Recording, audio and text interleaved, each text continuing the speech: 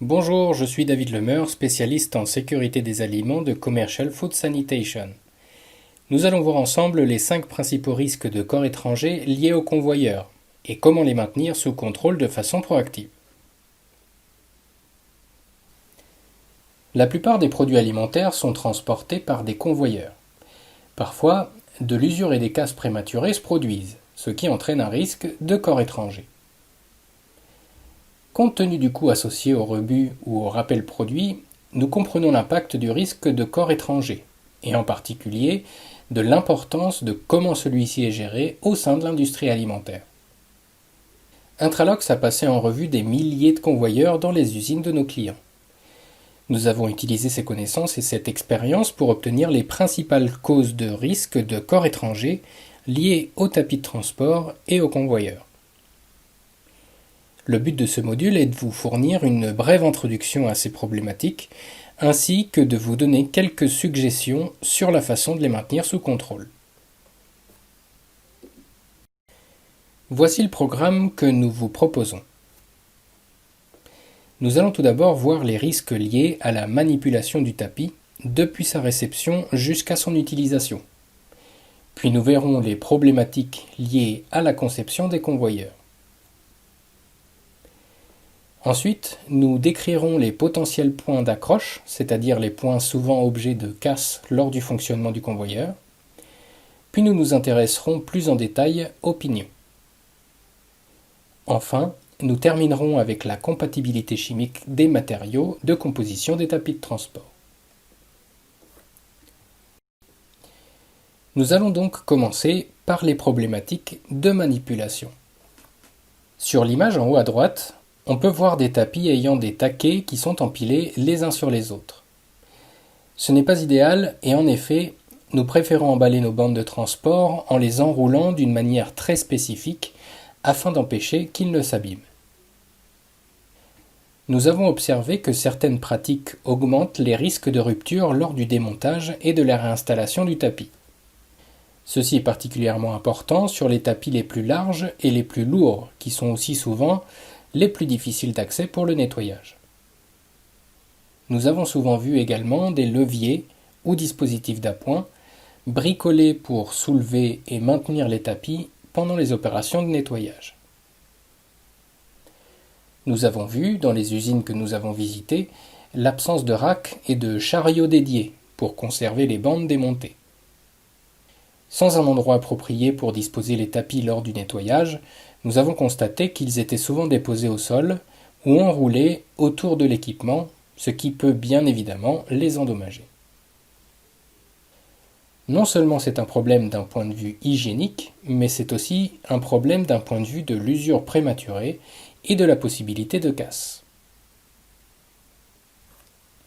En résumé, la façon dont un tapis est manipulé pendant les phases d'entretien et de nettoyage peut avoir un impact significatif sur son état et donc sur le risque de corps étranger.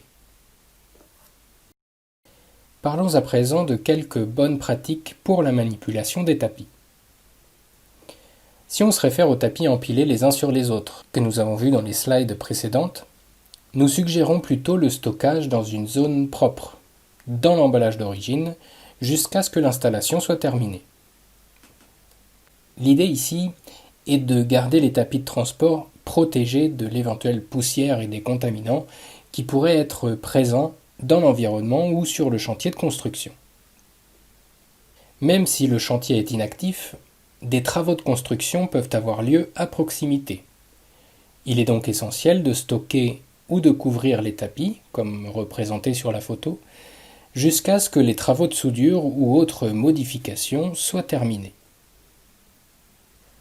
Enfin, pour le stockage à long terme, il vaut mieux conserver les tapis dans leur emballage d'origine et de les entreposer dans une zone à température contrôlée. Parlons maintenant de la manipulation du tapis pendant le nettoyage. Il est important de s'assurer que du matériel approprié soit disponible pour permettre au personnel en charge du nettoyage de bien manipuler les tapis de transport. En plus des étagères et des chariots dont nous avons déjà parlé, des échelles et des plateformes peuvent être utiles. car elles permettent à l'équipe de nettoyage d'accéder en toute sécurité aux convoyeurs surélevés, sans marcher dessus, et donc sans les endommager. Il est important d'utiliser le bon outil pour enlever les tiges des tapis modulaires, comme on peut le voir dans l'animation ci-dessous. Les outils peuvent varier selon les séries et selon les styles de tapis. La conception du convoyeur est également un facteur majeur qui peut avoir un impact sur la facilité de nettoyage et de manipulation du tapis. Les exigences en matière de sécurité du personnel conduisent souvent à des structures de convoyeurs très fermées, ce qui rend particulièrement difficile l'accès. Il est utile d'observer et de prendre en considération les convoyeurs existants pour déterminer si des dispositifs de levage de bande ou des systèmes de nettoyage en place peuvent être intégrés aux conceptions existantes afin de réduire au minimum la nécessité de démontage. Les particularités de conception des convoyeurs doivent être prises en compte lors de l'élaboration des procédures standards de nettoyage, ou SSOP, de telle sorte qu'une attention spéciale puisse être accordée aux tapis de transport qui sont difficiles d'accès. Réfléchir à ces étapes peut aider à faciliter le nettoyage et à protéger les tapis contre les dommages liés à la manipulation.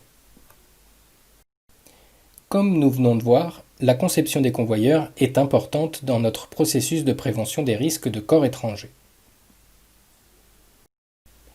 Cette vue montre les éléments clés d'un convoyeur. Chacun de ces éléments joue un rôle essentiel dans la performance des tapis de transport et des convoyeurs. Les problématiques de conception sur ces parties peuvent entraîner l'usure prématurée du tapis, ou la création de poussière et de copeaux, ou encore une rupture. C'est pourquoi nous nous intéresserons plus en détail à ces sujets tout au long de ce module. Tout d'abord, nous allons parler de l'utilisation inappropriée des supports de brin de travail et de retour, ainsi que des glissières.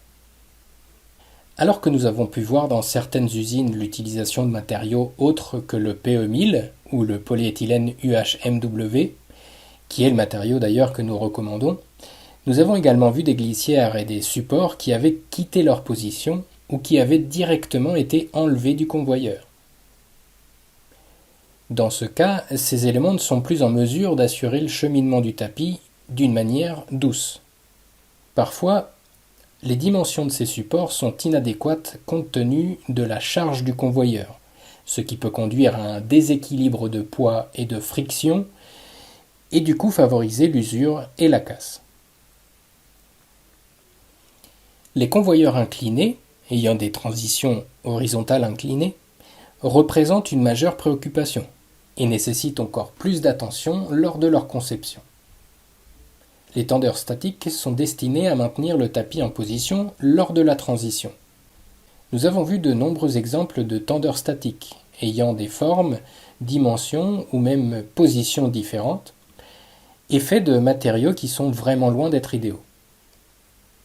La conséquence de ne pas avoir les bons supports et les bons tendeurs statiques sur les brins de travail et de retour se traduit par une sollicitation excessive du tapis, ce qui augmente l'usure des modules et des tiges. Nous avons enfin vu des cas où les bandes sortent de leur trajectoire, ce qui endommage les bords du tapis. Parlons de quelques bonnes pratiques pour la conception du brin de retour et du brin de travail. Pour le brin de retour, l'intégration d'un rouleau de contrainte est essentielle pour atteindre deux objectifs. Le premier est de créer une tension de retour adéquate sur le tapis pour pouvoir le libérer des pignons. Et le deuxième est d'assurer un contact entre le tapis et les pignons d'au moins 180 degrés jusqu'à 210 degrés. Vous pouvez voir sur la gauche un rouleau de contrainte qui est dans une position correcte, ce qui permet d'atteindre une juste tension retour, ainsi qu'un contact minimum de 180 degrés entre le tapis et les pignons. Ceci permet d'engager de manière appropriée les dents de traction. La conception du brin de travail est idéale quand les transitions sont les plus douces possibles. L'une de nos recommandations est d'intégrer une transition échelonnée, c'est-à-dire de désaligner les joints de glissière afin d'éviter la création d'une petite marche pouvant accrocher le tapis. Une autre recommandation est de chanfreiner chaque joint et de concevoir les glissières de manière à pouvoir les enlever et les réinstaller dans différentes orientations, qu'elles soient retournées ou inversées. Pour les supports, la sélection des matériaux est importante. Nous recommandons le PE1000 ou le polyéthylène UHMW plutôt que le PE500 ou le polyéthylène haute densité. Aussi, la finition de surface doit être lisse, c'est-à-dire que pour les surfaces en contact avec les aliments, la rugosité ne doit pas dépasser 0,8 micromètres ou 32 micropouces, et pour les surfaces qui ne sont pas en contact avec les aliments, 3,2 micromètres ou 125 micropouces.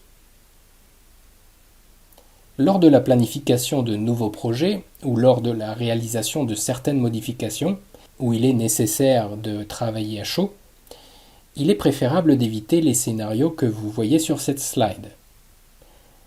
La glissière, représentée ici, a une finition de surface qui est rugueuse. L'image ci-dessous montre une glissière ayant un corps étranger, résultant de travaux de soudure, et ces situations peuvent entraîner une usure, créer de la poussière ou des copeaux métalliques, ou encore des copeaux de plastique. Dans ce dernier exemple, le client a dû remplacer les supports avant même d'avoir démarré ses lignes, parce que le système entier n'était pas correctement protégé. Continuons avec les possibles points d'accroche qui pourraient être présents sur les convoyeurs ou sur les tapis. Avec le terme point d'accroche, nous nous référons à tout obstacle sur le chemin du tapis qui pourrait causer un risque de corps étranger. Les risques associés au tapis mal aligné sont aggravés par des points d'accroche présents sur la structure du convoyeur. Les possibles points d'accroche sont souvent dus à un mauvais parallélisme des arbres de transmission, à un désalignement des pignons, à des joints de glissière non chanfreinés, à des glissières mal positionnées, ou encore à des joints de glissière alignés sur toute la largeur du tapis. Ces situations peuvent entraîner la création de poussière ou de copeaux, mais aussi la rupture de la bande et en conséquence générer un risque de corps étranger. Parlons de quelques pratiques pour éviter les points d'accroche. Nous voulons nous assurer que les transitions de tapis soient lisses dans le sens de fonctionnement des brins de travail et de retour, surtout si les glissières peuvent être enlevées pour le nettoyage. Vous pouvez voir sur cette image que les joints de glissière sont chanfreinés pour garantir une transition la plus douce possible. Nous avons également décalé les joints sur la largeur du convoyeur pour garantir une fluidité d'entrée et de sortie du tapis. Un autre conseil pour éviter les points d'accroche est d'éliminer les éléments sur la trajectoire de fonctionnement, par exemple les têtes de vis pour les supports de roulement. Une solution peut être d'installer des entretoises soudées sur l'extérieur de la structure du convoyeur. La suppression de ces éléments sur la trajectoire de fonctionnement réduira le risque d'usure, de casse et de contamination par des corps étrangers.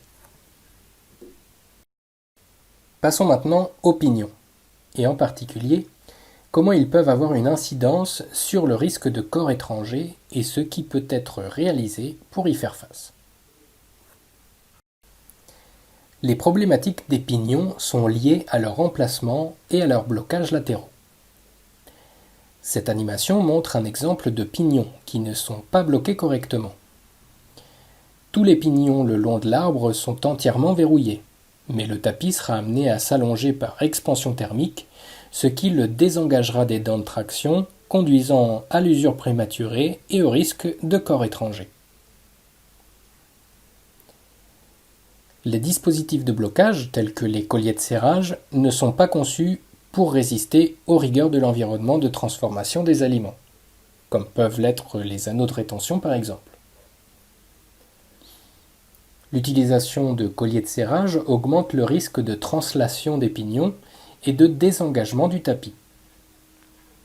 Cela a pour conséquence d'augmenter les risques liés au corps étranger, tout comme d'entraver le nettoyage et d'entraîner une usure inégale des pignons. Dans cet exemple, le pignon tout à gauche est entièrement verrouillé. À mesure que le tapis se dilate thermiquement, il se crée une interférence entre le côté droit et la structure du convoyeur. Ce contact, et donc le risque de corps étranger, peuvent être évités. Parlons de certaines pratiques exemplaires pour éviter les problèmes de pignon. Il est important de les espacer et de les maintenir correctement. Dans cet exemple, l'arbre du convoyeur a été optimisé pour obtenir des performances mécaniques et prévenir du risque de corps étranger. Le pignon central est entièrement verrouillé, ce qui permet l'expansion thermique du tapis sur toute la largeur du convoyeur. La moitié du tapis s'allonge vers la gauche, tandis que l'autre moitié s'allonge vers la droite. Nous vous recommandons d'ailleurs d'utiliser des espaceurs intralox entre les pignons, puisque cette configuration maintient l'espacement entre les pignons tout en permettant une expansion thermique du tapis. Intralox propose des pignons synchronisés ou non synchronisés, afin de répondre au mieux à vos besoins de conception de convoyeur. Il est très important de savoir si vous utilisez des pignons synchronisés ou non, afin de pouvoir assurer une bonne installation et un bon fonctionnement du tapis. Tous les pignons doivent avoir leurs dents de traction alignées le long de l'arbre de transmission. Parce que l'arbre a 4 côtés, un pignon à 8 dents peut s'aligner naturellement. En revanche, les pignons synchronisés ont un nombre de dents qui n'est pas un multiple de 4, ce qui nous oblige donc à les installer dans une position spécifique. Par exemple, un pignon à 10 dents n'est pas divisible par 4. C'est pourquoi dans ce cas, Intralox fabrique des pignons ayant une marque spécifique pour la synchronisation. Comme vous pouvez le voir sur l'illustration en bas à droite de cette slide, si les marques sont alignées le long de l'arbre, les dents de traction seront automatiquement alignées et l'engrenage sera garanti.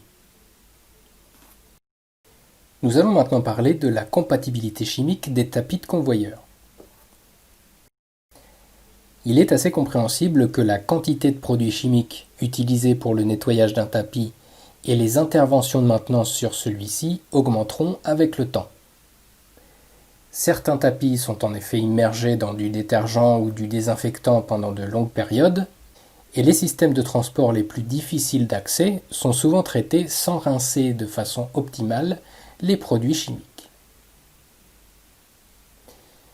Aussi, nous avons constaté différents niveaux d'expertise et de savoir-faire par rapport aux produits chimiques dans les différentes usines que nous avons visitées. Ces problématiques aggravent les effets que les produits chimiques peuvent avoir sur les tapis, ce qui accélère en définitive le risque de corps étranger. L'exemple que vous voyez sur cette slide montre la dégradation chimique d'un module d'acétal ayant été traité par de l'hypochlorite de sodium. Alors, qu'est-ce qu'il peut être fait? Tout d'abord, il est important de comprendre quels produits chimiques sont utilisés sur vos tapis de transport. Nous vous encourageons à effectuer une vérification des produits utilisés lors de votre processus de nettoyage. Vérifiez que les concentrations sont correctes. Il est également important de s'assurer que les produits chimiques soient rincés avant qu'ils ne sèchent sur le tapis. Ensuite, nous vous invitons à communiquer avec notre équipe de compatibilité chimique, qui peut vous aider à comprendre si vos produits chimiques sont compatibles avec vos propres tapis Intralox.